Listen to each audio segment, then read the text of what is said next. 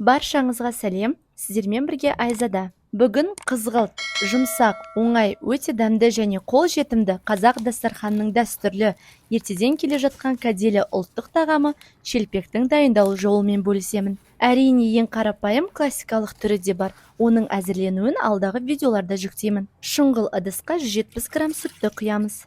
20 грамм немесе 1 ас қасық сары май. Достар, қолдауларыңыз өте маңызды. Сондықтан каналға тіркеліп, лайк басып, келесі видеоларымды өткізіп алмас үшін қоңырауша белгісін басып кетіңіз. 20 грамм майонез, 20 грамм қант пен шым-шым тұзды қосып жақсылап араластырамыз. Ең соңында 300 грамм ұнды біртіндеп қосамыз. Неге шелпек жетеу деген сұраққа тоқталсақ, өйткені дінімізде 7 санымен байланыс айтылған үкімдер көп. Мысалы, иманның 7 шарты, 7 рет қағбаны тауаф ету, ит жалаған жерді 7 рет жуу. Шелпектің 7 санымен байланыстырылуының мәні де осында жатса керек. 7 шелпек таратқан адам әруақтан медет тілеп емес, о дүниедегі өлген кісіге сауабы және пайдасы тисін деп таратады. Әрине ең дұрысы Аллаға мәлім. Қамырды илеп 15-20 минутқа демалдыруға қоямыз.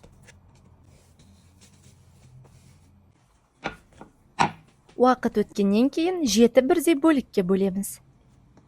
Шелпек дайындауға қызым көмектесіп жатыр.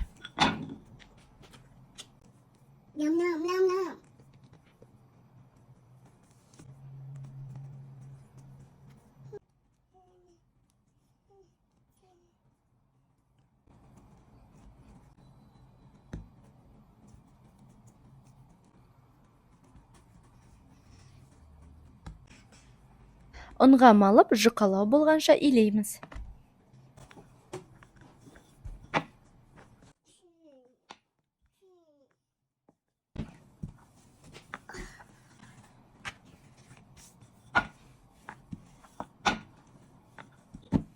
Достар, менің кеңесім, міндетті түрде осындай сыпыраға тапсырыс беріңіз. Бұрын үстелдің үстін босатып, сүлгі төсеп, үстіне қамыр, сосын бетін тағы сүлгімен жауып жүрген болсам, қазір осылай бірінің үстіне бірін, бір жерден екінші жерге тасу өте ыңғайлы. Және осындай бешбармақтың сыпырасына да тапсырыс берсеңіз болады. Бір алып қойсаңыз, рас айтам, таптырмас дүние. Барлық қалаға жеткізеді. Видео астында байланыс нөмірімен әлеуметтік желісімен бөлістім.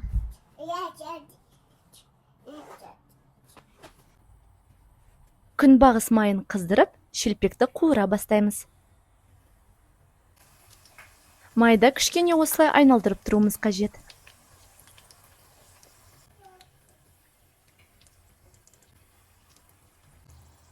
Отбасыма қуырылған қызғыштау шелпектер ұнайды.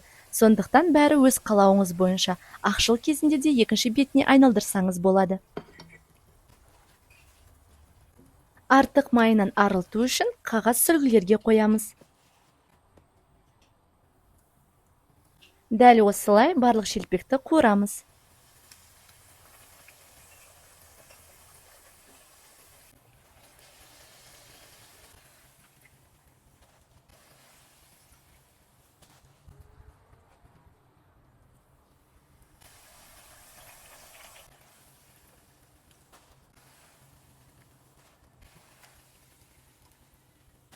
Осындай қызғылт әрі дәмді шелпектеріміз дайын болды. Дұғаларыңыз қабыл болып, астарыңыз дәмді болсын. Менімен бірге әзірлеп, каналға тіркеліп, лайк басып, достарыңызбен бөлісе кетіңіз. Аман сау болыңыздар.